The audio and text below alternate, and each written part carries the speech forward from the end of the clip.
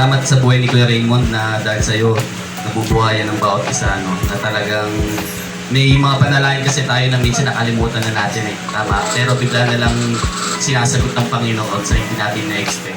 Meron po muna akong isang kwento. Meron po isang lalaki na Christian na po siya. So marami siyang alam sa Word of God. Kaya lang meron siyang asawa na talagang bungangera. Yan, yung talagang lagi siyang binubungangaan. Talagang lagi silang away ng away. So dumating yung punto na kahit siya Christian at marami siyang alam sa Word of God, na-stress pa rin siya. Na-stress, na-depress dahil nga sa lagi silang away ng kanyang asawa. So dumating sa point na dahil sa kanyang stress na nga siya, dahil siya depressed na, dumating sa punto na kahit siya Christian na at maraming alam sa Word of God, gusto niya pa rin magpakamatay. Isipin niyo po yun, marami na siyang alam sa Word of God, Christian na siya, pero dumating sa punto dahil nga sa depression, siya po ay magpapakamatay na. At nung siya po ay magpapakamatay na, pinaalala na sa kanya ng Lord yung Hebrews chapter 9:27 na sabi doon na minsan ang tao ay minsan lang mamatay at pagkatapos ay paghuhukom na. So nung siya ay magpapakamatay na, naalala niya yung word na yun na mineditate niya na noon pa man. At naalala niya na kapag siya ay nagpakamatay, haharap siya sa Diyos. At alam niya na rin na siya ay patungo sa impyerno kapag ginawa niya yun. Opo. Kaya lang, na-depress din siya lalo dahil sabi niya, pag ako nagpakamatay at napunta sa impyerno, makikita kami ng asawa ko doon. At bubanghaan niya na naman ako doon. So walang katapos ang pagbubanga, hindi na lang ako magpapakamatay. So hindi na tuloy yung pagpapakamatay po niya.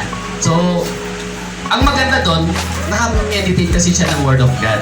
So yan po yung title po natin ngayon, Meditate the Word of God. Pakilabas po yung title po natin.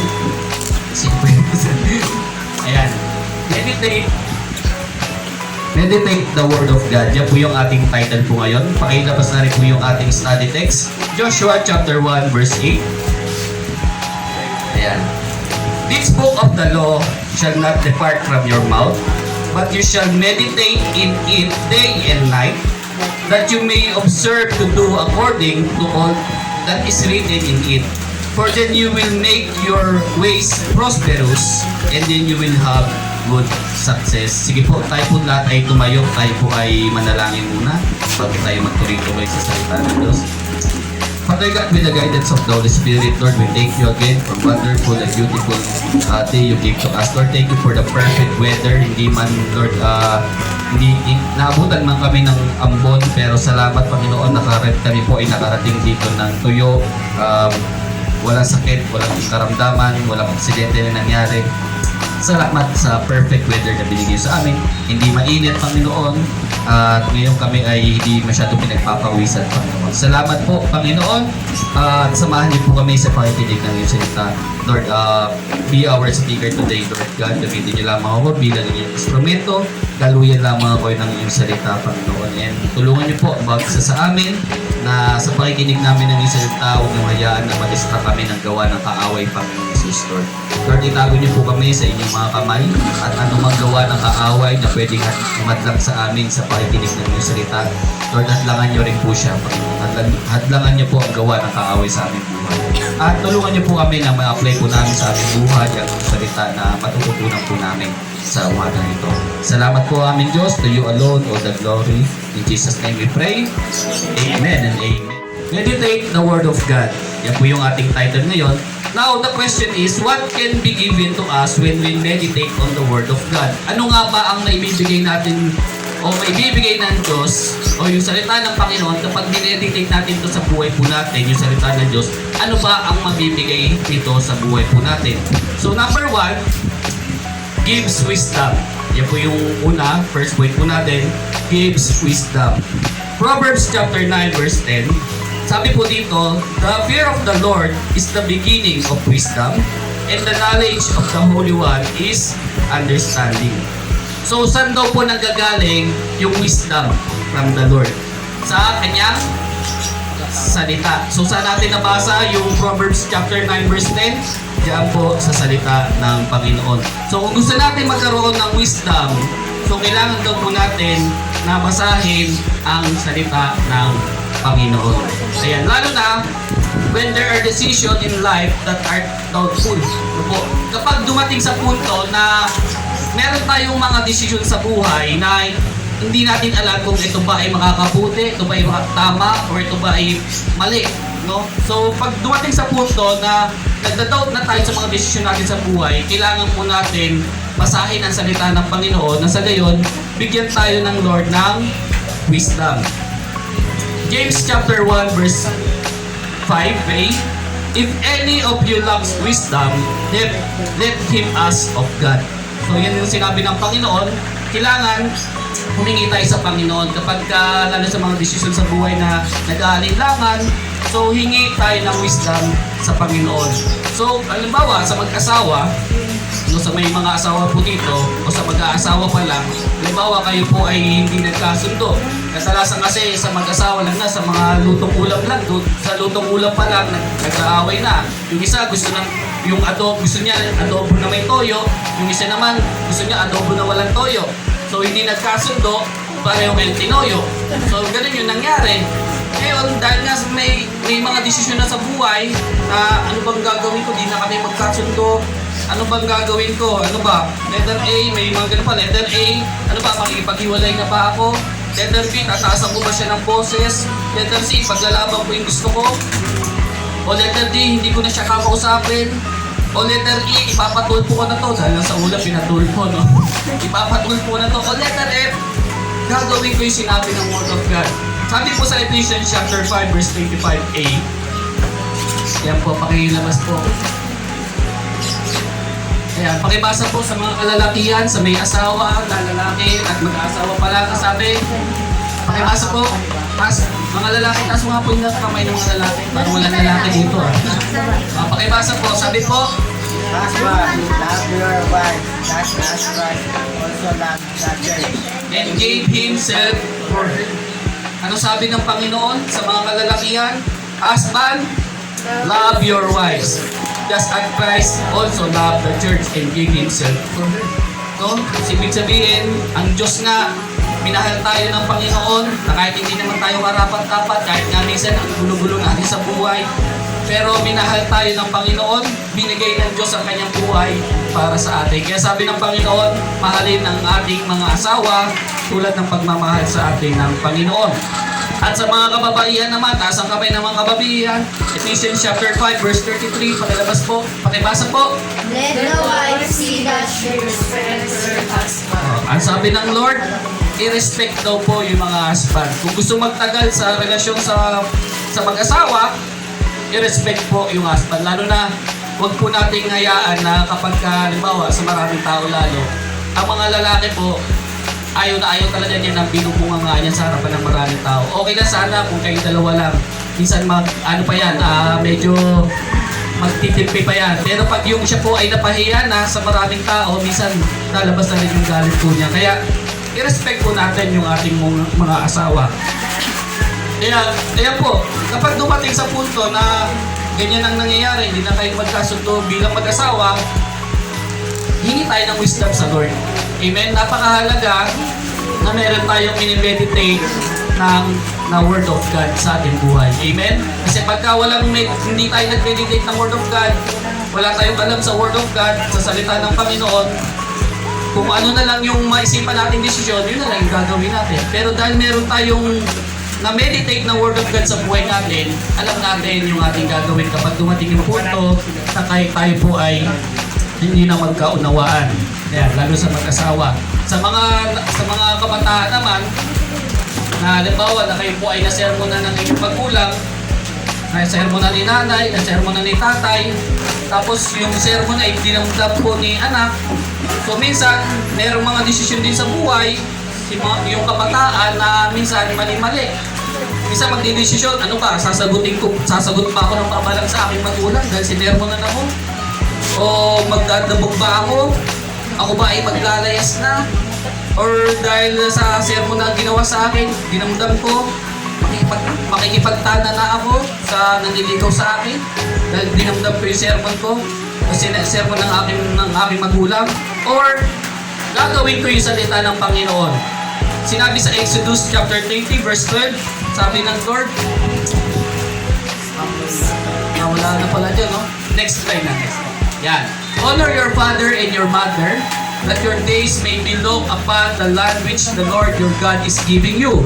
Ayan, sa mga gusto na humaba ang buhay, sa mga kabataan lalo, kung gusto niyo pong humaba ang inyong buhay, honor your mother and your father. Pero kung gusto pumikli ang buhay, sige, sagutin po ninyo ang inyong mga magulang. Ayan. Gusto niyo agad kunin kayo ng Lord, yan, huwag niyo i-respeto ang inyong magulang. Dahil salita po ng Panginoon yan, kailangan natin i-honor ang ating mga magulang at ang ating, ayan, yung ating kung sino man, lolo't lola, kung sino man na nagpalaki sa atin, tito o tita. So, i-respect po natin, i-honor po natin, mahalin po natin yan. Amen? Ayan, so pag may mga desisyon na buhay, nagkatapuan kayo ng inyong pamilya, so i-honor, i-respect, mahalin pa rin.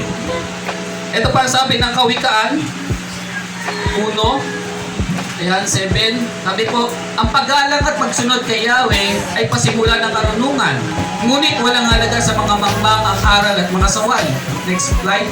Anak ko, dinggin mo ang aral ng iyong ama at huwag walang bahala ang turo ng inyong ina. Yan yung tinuro sa atin ng Panginoon na kailangan igalang pa rin ang ating mga magulang.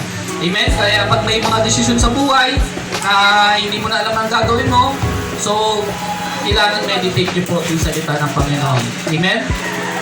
Nandiyan pa po kayo? Ayan. So, pangatlo, halimbawa, tayo po ay, lahat naman tayo gusto natin kumunlad sa buhay. Sino dito may mga pangarap sa buhay? Gusto kumunlad ang buhay.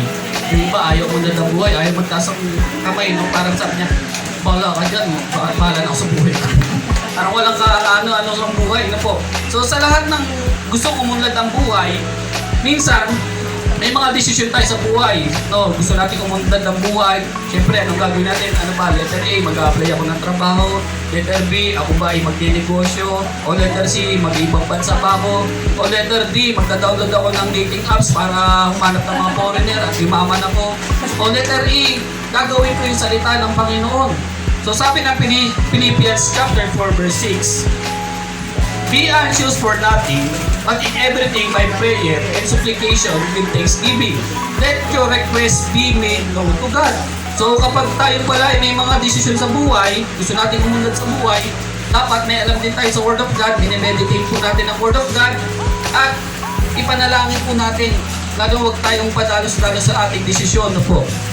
Lalo sa mga gusto kumunlad sa buhay, gusto naman talaga ng din ng Panginoon yan, pero dapat ipag-pray po maigi.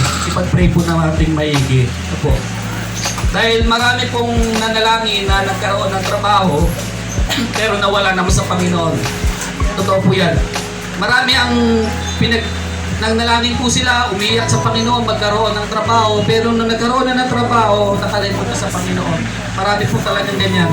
Kaya ipag-pray po natin, maganda nga yung nangyari kala Alexa sa kay Shem, na ang kanilang trabaho, Sunday nila, libre.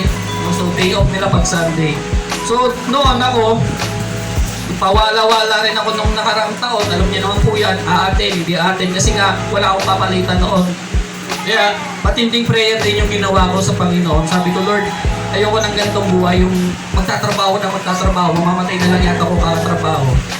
Pero hindi ako nakapaglingkod ng maayos sa inyo. Sabi ko gano'n. Kaya pinag-pray ko maigi sa Panginoon yan. At yun nga, dating alam niya na po yun, naikwento ko na sa iba, dating manager ako, bumaba ako sa pwesto, naging writer na lang po ako ngayon. So, inabjapwera ko na yung pwesto kasi title lang naman yan, manager, tapos naging writer. Okay lang yun. Kasi ang mahalaga sa akin, yung makapaglingkod talaga sa Panginoon. Doon sa trabaho, although pwede ka maglingkod doon sa mga customer mo, pwede ka mag-share ng Word of God. Pero iba kasi yung ating ka sa church, iba kasama mo yung mga kapatiran mo, may encourage mo yung bawat isa. Iba talaga. Kaya pinag-pray ko maigi sa Lord, nawa ako ay muli magamit po ninyo every Sunday. So ito, binigay ng Panginoon dahil sa prayer, alam naman ng Lord yung desire ng puso natin. So ibibigay ng Lord yan. Sabi din ng Proverbs chapter 5 verse 6, trust in the Lord with all your heart and lean not your own understanding. In all your ways, acknowledge Him and He shall direct your paths. So napaka-importante, tayo ay nagpe-pray sa Panginoon, nagtitiwala din tayo sa Panginoon. Hindi lang basta-basta prayer, dapat pinagkakatiwala natin sa Panginoon, lahat ng ating desisyon, lahat ng ating gagawin sa buhay, ipagkatiwala sa Panginoon. Dahil sabi ng Lord, ina-direct niya tayo sa tama. So, halimbawa, may mga desisyon tayo sa buhay na nag-aalinlangan nga po tayo. So, ita-direct tayo ng Lord doon. No? So, itatama ng Lord yung desisyon natin sa buhay. Maraming tao na maraming mga kapwa natin Christian na nag-ibang bansa, hindi ipinag-pray. So, nag-ibang bansa. Pagdating sa ibang bansa, akala doon na siya uunod sa buhay. Pero, anong nangyari? Naging distraction ng buhay. Nagkaroon ng gera doon sa ibang bansa na pinuntahan niya. So, gusto niya na rin umuwi ngayon. Marami pong gano'n, napapanood ko sa turpo. Gusto nang umuwi dahil nga binubugbog ng amo. Iba naman dahil sa gera, gusto nang umuwi. So, yun ang nangyayari. Kaya napakaigi po, ipag-pray ng maigi sa Panginoon. Ano ba talaga ang plano ng Diyos sa buhay ko? Amen? Nandiyan pa po kayo? Kaya napaka-importante po niyan na minimeditate natin ang Word of God. So, number 2, second point na po tayo. Ano ang may bibigay sa atin ng Word of God kapag tayo ay nag-meditate? Number 2, gives hope. So, ang istorya po nito, kwento ko na lang, medyo mahaba po talaga yan. Ang nangyari, sa Exodus, ito po sila Moses. So, nilabas niya na sa Egypt yung mga Israelites papunta sa Promised Land. Ngayon, ang nangyari, hinabol sila ng mga Egyptian. No, kasama na doon yung si Pharaoh, yung kanyang mga tauhan. At nakarating po itong mga Israelites dun sa dagat na wala ka nang tatakuhan. So, ang nangyari po, nagkaroon sila ng takot. Natakot po sila kasi syempre papatayin sila. Pwedeng pag hindi sila sumama, papatayin sila or ibabalik sila doon sa Egypto. So, ganun yung nangyari. So, nagkaroon sila ng takot. At ito po yung nangyari po. Pinalakas lang ni Moses ang loob ng mga Israelite at sabi niya, and Moses said unto the people, fear ye not, stand still, and see the salvation of the Lord which he will show to you today. For the Egyptian who ye have seen today, ye shall see them again no more forever. Hindi mo naman sabi ni Moses, yung mga nakikita niyong mahabol sa atin na Egyptian, hindi niyo na makikita yan kailanman. Sabi pa ni Moses dun sa mga Israelites, pinalakas niya ang loob, the Lord shall fight for you and ye shall hold your peace. Sabi ni Moses, pinalakas ni Moses yung kalooban ng mga Israelite kasi nga po, natatakot sila. At ang sabi pa nga ng mga Israelite, so sabi pa nga ng mga Israelite kay Moses, dapat hindi mo na kami nilabas sa Egypt eh. Dapat hinayaan mo na lang kami maghihirap doon. Kaysa doon, kahit alipin kami, nakakakain kami ng maayos. Dito sa dinala mo sa amin, wala kaming makain, nagugutom kami. Ang mahirap pa dyan, papatayin kami ng mga Egyptian kapag kami ay nahahabol at kapag kami ay nadatnan dito. Eh wala na pong wala ka nang talagang dadaan ang dagat na po yun. Ang gagawin ko na lang, pwedeng lumangoy, or pwedeng maghintay ka ng boat para makakawid ka. So yun na lang yung paraan po nila. Pero yun nga po, ang nangyari, natakot sila, pinalakas ni Moses yung loob ng mga Egyptian, ay ng mga Israelites. So ang nangyari po, alam natin na istorya, na gumawa ang Diyos ng paraan para sila ay makatawid dun sa dagat. So ang Lord, ginamit si Moses para hatiin yung dagat. Hindi po ito kwentong konsyero, ito po ay salita ng Panginoon na nangyari talaga. So, hinati ang dagat, ang Lord gumawa ng paraan para yung mga Israelite na natatakot dun sa mga Egyptian magtiwala sa Panginoon. Magtiwala sa Panginoon. Dahil nawawala na sila ng pag-asa dito, ang Diyos gumawa ng paraan para manalig sila na merong Diyos na kayang gumawa ng imposibleng bagay. Amen? Kaya ang nangyari po, nakatawid sila ng tuyo ang daan. At nung sila po ay nakatawid na, yung mga Egyptian, hinabol sila dun sa dagat din. At nung nasa kaligtaan sila ng dagat, so pinatabunan sila ng Panginoon dun sa dagat. At lahat nga, walang natira kahit yung pero lahat. Lahat po sila namatay. At totoo yung nangyari, no, sinabi ng Panginoon, na itong mga Egyptian na to na umahabol sa inyo na nakikita nyo ngayon, hindi nyo na makikita kailanman. Lahat namatay po. Pero yung mga Israelite, walang nalulod sa kanila. Amen? So nagkaroon sila ng pag-asa sa Panginoon. Nagkaroon sila ng tiwala sa Panginoon, pananalig at takot sa Panginoon, na ang Diyos si Moses ay buhay at totoo. Amen? Kaya sa atin din po, kapag tayo ay nawawala ng pag-asa, napakahalaga, i-meditate natin yung salita ng Panginoon. Kaya huwag niyong hayaan na yung Bible po natin sa bahay, yung gagambaang nabuborn again, yung gagambaang nabubunsod sa salita ng Diyos. Huwag natin hayaan na mangyari po yun. Bagkus, yung salita ng Diyos, basahin po natin yan, i-meditate natin yan. Kasi pag dumating sa punto na nawawala na tayo ng pag-asa sa buhay, napakahalaga meron tayong i-meditate na salita ng Panginoon. Amen? Importante po na meron tayong alam or meron tayong mga life verse sa buhay. Meron kayong mga life verse sa buhay? Meron sino dito? Ayan, anong life verse mo?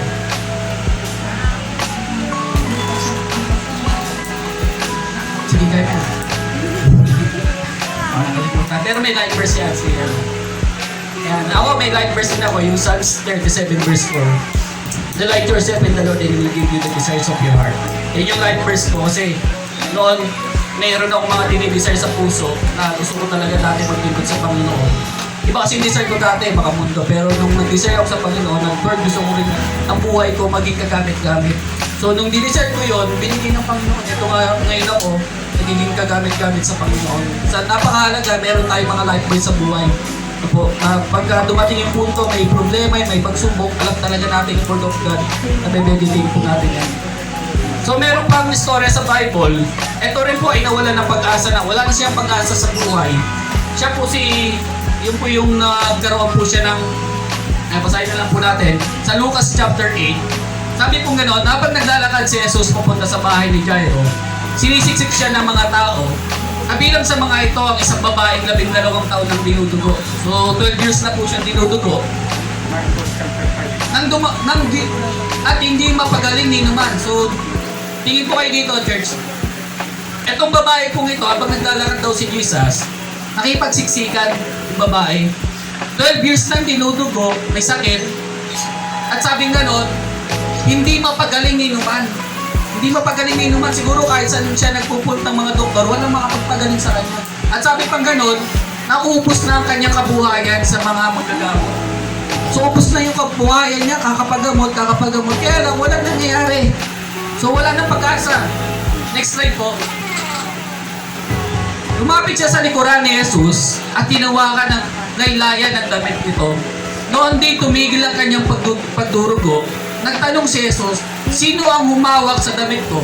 Nang walang umamin, sinabi ni Pedro, Panginoon, napapaligiran kayo at sinisiksik ng mga tao.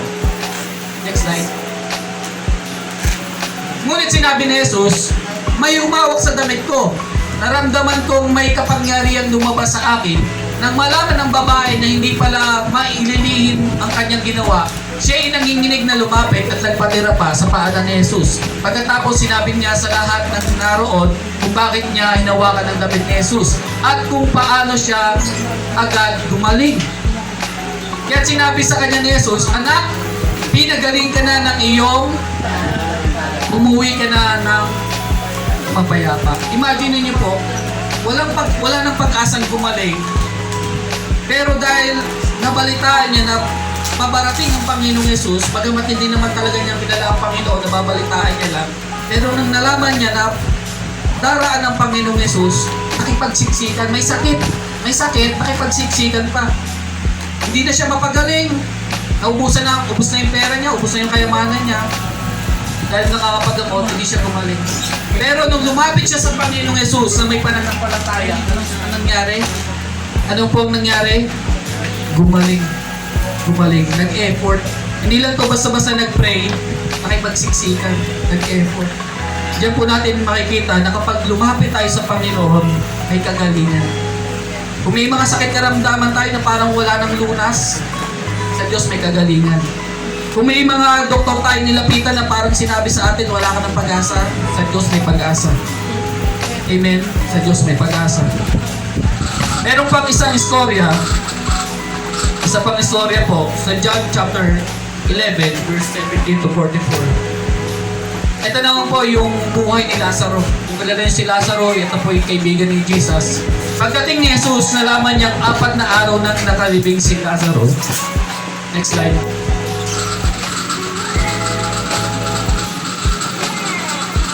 Sinabi ni Jesus, hindi ba't sinabi ko sa inyo na kung sasampalataya ka ay makita mo ang kaluwalhatian ng Diyos?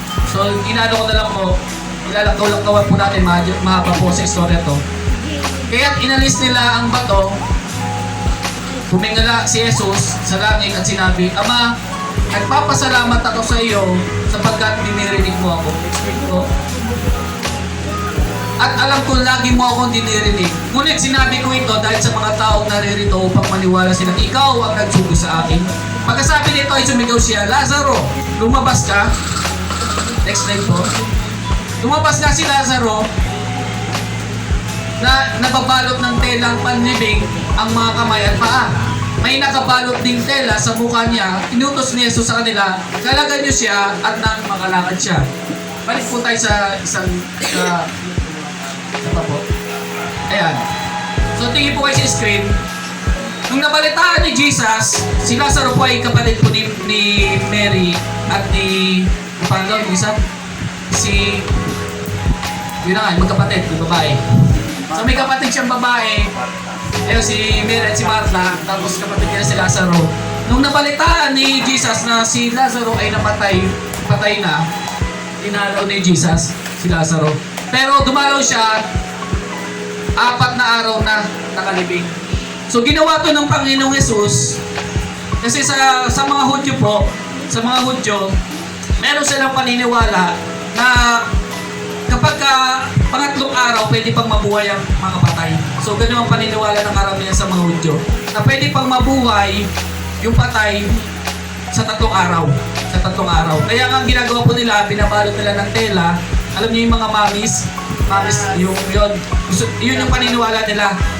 Sa pangatlong araw, pwede pang mabuhay. Pero ang ginawa ng Panginoong Jesus, pang-4 na araw siya pumunta.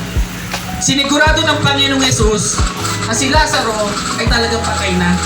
Nasa gayon, makagawa ang Diyos ang himala sa pamamagitan ni Jesus na maniwala ang mga tao na ang Panginoong Jesus, hindi lang siya pangkaraniwang tao, siya ay kayang bumuhay ng patay.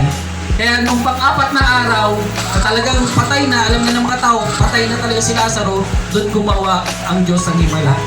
Binuhay niya si Lazaro. So dyan makikita na wala ng pag-asa sa buhay, wala ng pag-asa to na mabuhay. Pero dahil nga po, sa salita ng Panginoon, na nampalataya sila Martha at si Mary, nabuhay si Lazaro. Amen? Kaya napaka-importante basahin ang salita ng Panginoon dahil diyan magkakaroon tayo ng pag-asa. Nandiyan pa po kayo? Last but not the least. Ayan. So number 3, dito na po tayo magtatapos, malapit na. Anong may bibigay sa atin ang salita ng Panginoon? Give salvation. Ayan.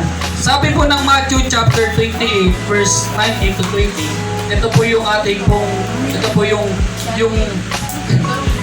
yung ating verse ng ating church po. Sabi po ganon, Go therefore and make disciple all the nations, baptizing them in the name of the Father and of the Son and of the Holy Spirit, teaching them to observe all things that I have commanded you, and lo, I am with you always, even to the end of the age.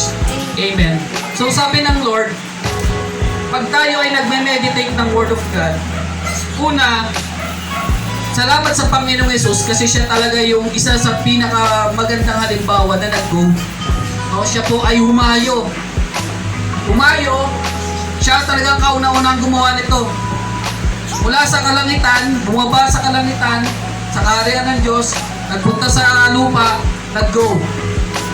Nag-make disciple, 12 disciple, nag-baptize, nagturo. Tingin po kayo sa screen. Ginawa ng Panginoong Jesus. At kung siya yung umakyat na sa langit, sinabi niya, iniwan niya sa mga tagasunod niya at sinabi niya, gawin niyo rin yung ginawa ko. Go, make disciple, baptizing them, teaching them. Yun yung ginawa po niya. Kaya, Yung 12 disciple, nung siyempre napalitan si Judas, namatay si Judas, so pumalit sa kanya, sino yung pumalit sa kanya? Si Kim Lu? Kim Chu? Ayun na, may pumalit sa kanya. At ang maganda pa, meron pang pumalit.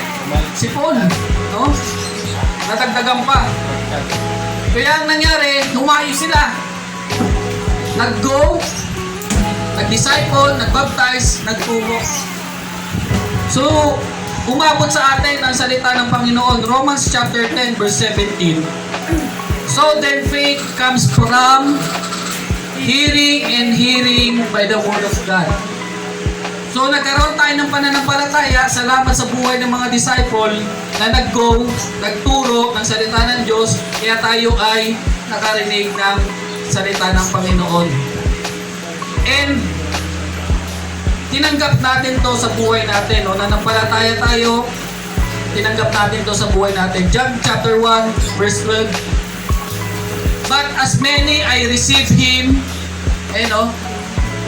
tinanggap natin, to them He gave the right to become children of God. Tinanggap natin ang Panginoon Yesus sa buhay natin, kaya tayo ay naging anak ng Diyos to those who believe in His name. Tinanggap, nanampalataya, kaya nga minsan, di ba, ang ginagawa natin, pinapatanggap natin ang bawat isa sa Panginoong Yesus at manampalataya dahil yan yung paraan ng ating kaligtasan. Kapag tayo ay naging anak ng Diyos, syempre, saan ka matungo? Hindi sa kaharian ng Diyos. Nawa po natin, kasi naging anak ka na ng Diyos. Hindi naman pwede naging anak ka ng Diyos, mapupunta sa impyerno. So, hindi rin po lahat ng tao ay anak ng Diyos, kundi yung tao lamang po natatanggap at mananampalataya sa Panginoong Yesus. Lahat ng tao, creation ng Lord, kinreate siya ng Lord. Pero hindi lahat ng tao ay anak ng Diyos. Sino lang daw yung magiging anak ng Diyos? Yung tatanggap sa Panginoong Yesus at mananampalataya sa Panginoong Yesus. Yun lang po yung pinagkalooban ng maging anak ng Panginoong Yesus. Amen? Kaya, may nag-go, nakarinig tayo ng salita ng Diyos, tinanggap natin sa buhay natin. And last, Acts chapter 4 verse 12. Ito po ay sinampalatayaan po natin. Sabi po dito, nor is there salvation in any other, for there is no other name. There is no other name under heaven given among men by which we must be saved. Sa Tagalog, walang ibang pangalan ang ibinigay ng Diyos para sa ikaliligtas ng tao. Pangalan lamang po ng Panginoong Yesus ang ibinigay ng Diyos para sa ikaliligtas ng tao. So yun yung sinampalatayaan po natin. Kaya tayo po ay nagkaroon ng kaligtasan. So wala nang ibang paraan. Sabi din ng John 14:6, sabi po, Jesus said to him, I am the way, the truth, and the life. No one comes to the Father except through me. Jesus. Walang ibang kaparaanan para tayo ay makapunta sa Panginoong Yesus o sa kaharian ng Diyos, kundi sa pamamagitan ng Panginoong Yesus. Anong gagawin natin? Mananampalataya, tatanggapin si Jesus sa ating buhay. Kaya, napakahalaga na may meditate din po natin itong mga verses na ito. Importante po ito. Na alam natin yung kaligtasan na tinanggap natin. Alam natin bakit natin tinanggap ang Panginoong Yesus sa buhay natin. Alam natin kung ano yung ginawa ng Panginoong Yesus, bakit tayo nagkaroon ng kaligtasan at sinampalatayaan po natin. Dapat minimeditate po natin yan. Sa gayon, kapag ka may nagtanong sa atin, bakit ka nanampalataya sa Panginoon, sino ba ang Panginoon? So dapat nasasagot po natin. Amen? Kaya napaka-importante po, meron tayong alam sa salita ng Diyos na meditate po natin yan. Amen? So dito na po magtatapos. Conclusion na po tayo. Ilabas po. Ayan. Number 1, kapag tayo ay minimeditate natin ang salita ng Panginoon, anong may bibigay sa atin ng salita ng Diyos pag minimeditate natin? Una, gives wisdom, gives hopes, and gives salvation. Last, may conclusion po yan. Sabi po ni Charles Spurgeon, the more you read the Bible, the more you meditate on it, the more you will be astonished with habang binabasa po natin ang salita ng Panginoon, na-meditate po natin. At dito makikita natin, mamamangha talaga tayo sa salita ng Panginoon. Sobrang mamamangha tayo na totoo ang Biblia, totoo ang salita ng Diyos kapag isinapabuhay natin, nangyayari sa buhay po natin. Tulad na nangyari kay Kuya Raymond, sinasapabuhay niya ang salita ng Panginoon dahil nga marami siyang nire-meditate na salita ng Diyos, nangyayari sa kanyang buhay. At namamangha ka siya, sabi nga niya, nagulat siya, niyakap siya ng di niya akala niya pamangkin niya lang, pero anak na pala niya yung yumakap sa kanya. So makikita po natin, mamamangha talaga tayo sa salita ng Diyos. Amen? Kaya sabi mo sa katabi mo, meditate the Word of God. Ayan.